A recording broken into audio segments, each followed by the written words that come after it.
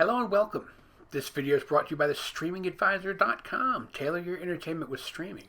And as you see from the nifty introduction, we are looking at the Buzz TV X5 Super Sport Android TV player. This is an Android device that comes with two remotes. It allows you to choose which one you want to set up. They both are pretty much the same function, though the BT400 is the one that they sort of highlight. It's got its own sort of built-in configuration. Like all Android devices, you can choose between numerous languages. So, it just goes on and on and on. Obviously, if you speak English, you're going to want to set it up in English unless you're trying to, practice for your doctorate in Chinese or something, right? So we're going to go ahead and use United States English and boop and set the time. There we are, Eastern Daylight Time, and go. And of course you've got to make sure your box is going to line up correctly with the size of your TV. Very easy process. And done. And from there, you just bounce right in. The basic layout of this device is a little different than some. Along the top, you've got, these set categories.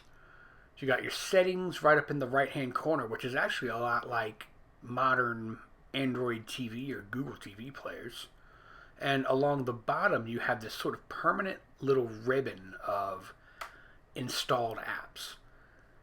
The device comes with these apps already installed, although some of them don't work, unfortunately. So we'll talk about what to do about that a little later on. Looking at your internet settings, you can get online via Wi-Fi and or Ethernet. I always prefer Ethernet because that's the fastest.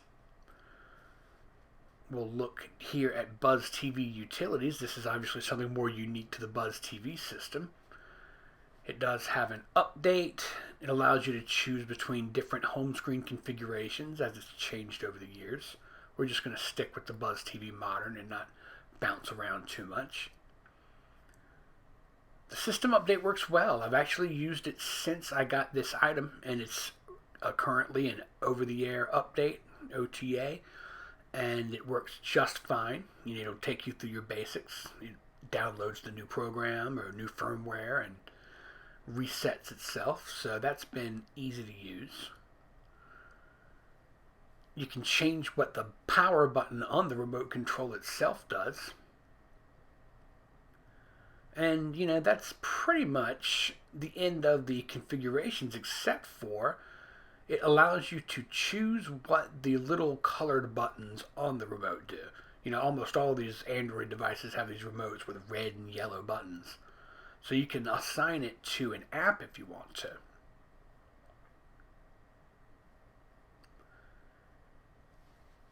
I like that. So, along the way, we're going to jump in and we're going to take a look at the preferences and the storage on this device. This is a big deal. It has a ton of storage. Take a look. 120 gigabytes. That's how much it has. That's not how much is available. But even with all of the apps that we've got, it doesn't take up all that much. You see? We've got only 533 megabytes of apps. Of course, just like any Android device, it's going to tell you how much things take up. And from this screen, you can actually uninstall apps that maybe are not necessary for what you're trying to do. Unfortunately, this Netflix that it comes pre-installed with doesn't even work. Another pre-installed app that is on this device that doesn't work is Disney Plus.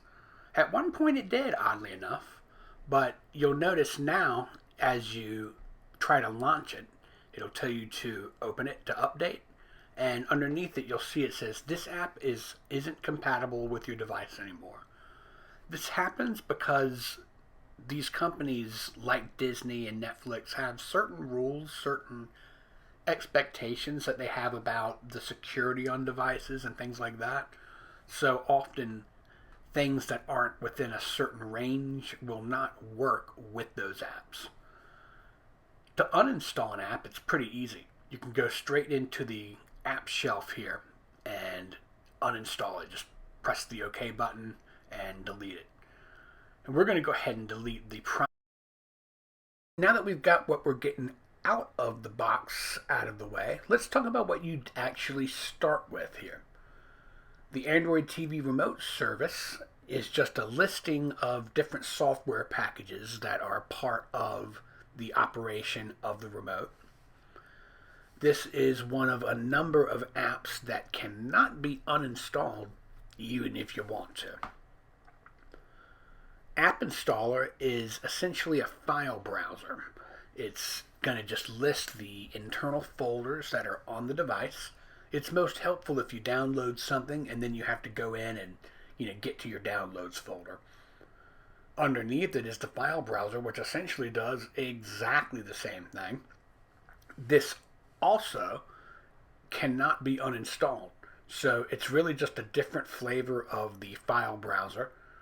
So to each his own. Whichever one you like the most you can use. You can interchange them. It really doesn't matter. You can't even uninstall it, like I said. See, okay, uninstalled. Say, uninstall unsuccessful. So, boo. But, at least this is a big device and it does not take up all that much room within your storage, which really is key to the X5 Supersport. Aptoide TV is a very popular alternative app store for Android devices. It's been around forever, or at least for almost a decade. There's the Aptoide store for touch devices and then Aptoide TV store for your TV-based devices. Now, of course, not every single app on this list works perfectly. Anything that is not straight up Android TV or Google TV, has some limitations that have to be fixed with air mouses and things like that. The Buzz TV OTA will bring you to the update screen that's found in the settings. Buzz TV remote control setup allows you to do things like turn on backlighting for the remote here. And that's pretty cool. It probably costs you some more battery power, but it is pretty helpful when you're watching TV and it's dark, so you don't have to fumble around where the buttons are. From this, you can go back and you can pair other remotes. I think it's kind of cool that it allows you to have two different remotes at the same time. You can actually run with both of them. And then you play games with the person who's trying to watch TV by backing out of whatever app they're on, right? You wouldn't do that, though, would you? The DRM info section is a lot of information about the kind of device that you have. It's good for checking out your specs. I don't know how often you would have to do it, but you can go in here and see, what sort of processors you have, what sorts of things that it can decode. That seems more like a sales demonstration device to me than it does something important to use on a daily basis, but it's there, so we showed it. The Google Play app is something that you see often on Google devices. It allows you to integrate video games that you download from the Google Play Store and keep up with statistics, compare yourself to others, things like that. You can take it or leave it, but it can be fun if that's something that you want to do. Another permanent addition here is the Google Play Store for movies and TV shows. And unfortunately, this is essentially non-functional at this point. You can access old library content, like these couple of movies we've got there, but if you bounce in and out of the genres, you will not see any listings. Google discontinued support for the Google TV or the Google Play TV and movie store, and now it just is sort of vestigial on some devices.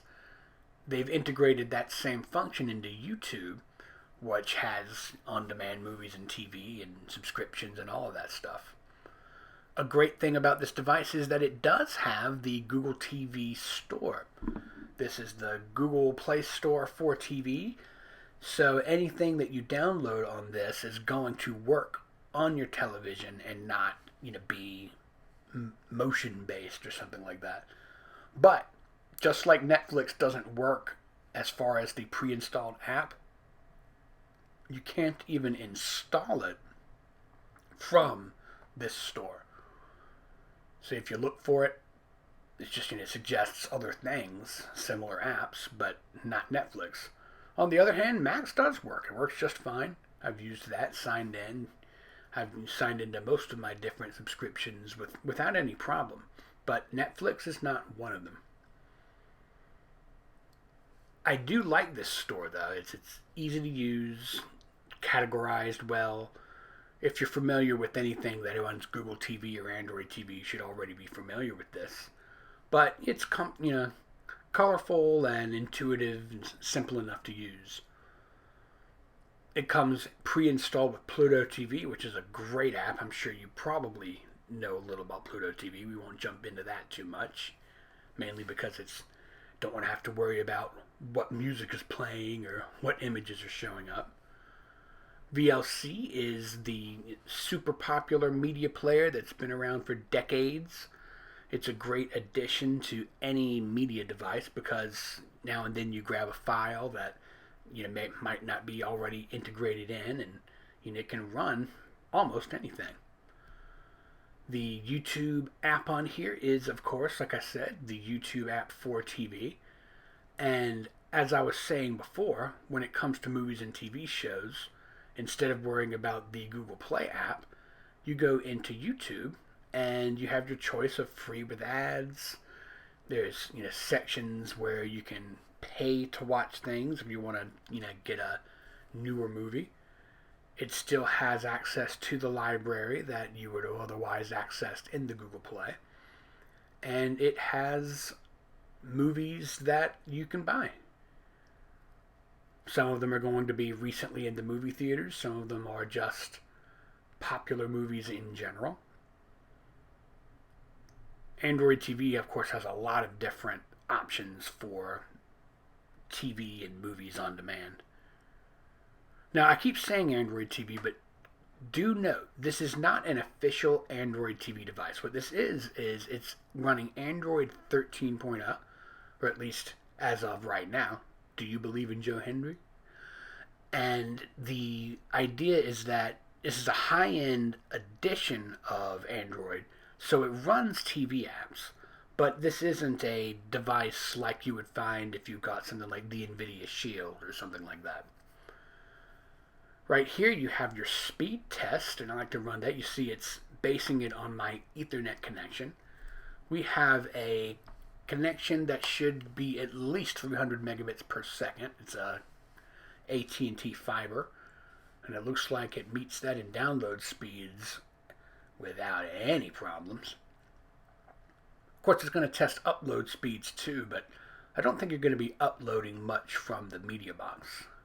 This is much more of a receiver, But this device, this little program here does help you find out a lot about your device. It's got other options, but, we don't want to spend all day on that. There, of course, are other speed testers out there that you can download from the Google Play Store, but this one works quite well. And that is what is built in from the start on the X5 Super Sport. Now, along the middle of the screen, you can add favorites. And I do like that. I like to put things like browsers or app stores right at the tips of my fingers. Now, along the top here, you see these options for live TV and things like that. These are not apps that have live TV. What they are is portals to set up live TV services. And so what it allows you to do is choose whichever way works for you. if you're already subscribed to some sort of a TV service that you need to sign into through here, you've got multiple ways to do it. Instead of having to bounce around a tricky on-screen menu system or download other third-party software, it's right here. So if if you're running in 3U lists, bam, you can just enter it just like that. Until you have something set up, the portal will not be found. PVR is sort of the same thing. You download the PVR program that you want and you configure it through the live TV section. Server settings does much the same thing, but what this does is it makes it a real plug and play for those kinds of programs. A lot of other systems will require you to download something like a iTV player or something like that. Instead, it's built in on this so that if you have something that you particularly want, you can just go ahead, add it in, and access it right from the top of the home screen without anything else included. It allows you to set up both Aptoide TV and your Google Play Store to record, though I don't typically do that. We're going to add Downloader because that's one of my favorite browsers and ways to get programs. And of course, once you've got Downloader, sort of the whole internet opens up to you and you can find any programs, any apps that you want and add them in. Just like any other device, you've got to tell the X5 Super Sport that you do want to allow Downloader to access programs and integrate itself fully in. But after that, there you go. You've got the on-screen searching for whatever you want. Use your Downloader numbers and so on. Thank you, as always, Elias Sala. He is a talented little programmer. So, that's how you get a hold of Downloader. I know a lot of people like to have that on their device. We can continue to customize here. We'll add Downloader to the favorites there. And just to give ourselves access to all the main kind of stores that we're starting off with, we'll put that there. You can also move items on this little ribbon here. You can tell it where you want things to go. Just hold down the main button, the OK button, tell it to move, and select where you want to go. Of course, you're not stuck with these shortcuts, but put the things that you want to use the most. I wish you could remove that bottom row. That's one thing that I'm not crazy about with this, is that everything is going to be displayed there. If you have 50 apps, they'll all be on that bottom row like an ever-growing belt. Like you need to lose a little weight or something.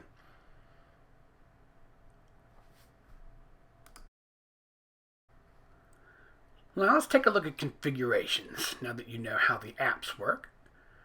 One of the things you can do within your configurations is set up your keyboard.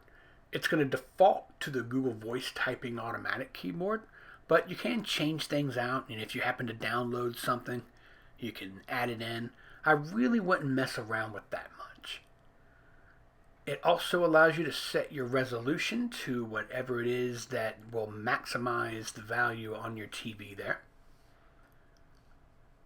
You can change up things like your RGB things, your RGB colors, stuff like that.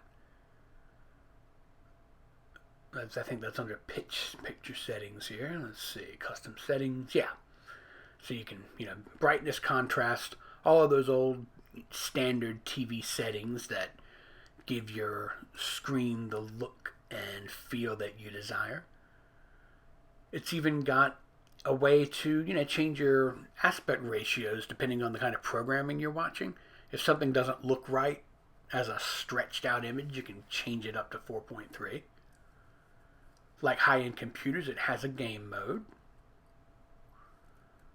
Now, keeping in mind that not everybody sees and hears in the same way, there are multiple accessibility functions and settings for the device. You can do things like change up captions and styles and backgrounds and things like that. You can use a text reader on the screen and set it up so that you can use a shortcut or or keep it off altogether. It all depends on your needs. But for those who utilize functions like this, it's good that they're right out where you can find them, or somebody can find them for them. So A1 plus there on accessibility. So the question is, do we recommend this device? The answer is yes, depending on your needs. If you're already happy with something like a Chromecast with Google TV, something like that, and all you need is something that runs basic apps so that you can stream TV shows and movies and music, things like that, maybe this isn't the right one for you. But what this is great for is more power users, people who want to be able to do more things with their hardware and software than would otherwise be available from just an out-of-the-box solution. The ability to add things like M3U lists and TV services that aren't readily available anywhere else is very, very helpful. And it's an elegant solution to those kinds of needs. Something else I like about it, like I said, is the amount of space and the ability to do things like add other Android launchers. It means that if you were to customize something for yourself, you could have that in place instead of the standard launcher that it arrives out of the box with. So, besides that, it also has all the capabilities you need to jazz things up. As I mentioned before, it has USB support. You can add 2 different USB devices. So you can have a controller and a keyboard, or another Air mouse or something like that. It also allows for Bluetooth support, so you can hook up Bluetooth items to it. Your headphones, like I said, again, a game controller, things like that. So you can use it in a lot of different ways. I always like the fact that Android devices like this have better browsers. If you want a full on-screen browser, this is a lot better than something, even running like, say, Silk or something like that on the Android TVs or Fire TVs themselves. So it's up to you. I think that this is a really cool product, though, and I enjoyed working with it. I'd like to thank Buzz TV for sending this along to me. And as always, I'm Ryan Downey, the Streaming Advisor. If you liked this video, found it helpful, please share it with your friends. Please subscribe, and as always, stream on, my friends.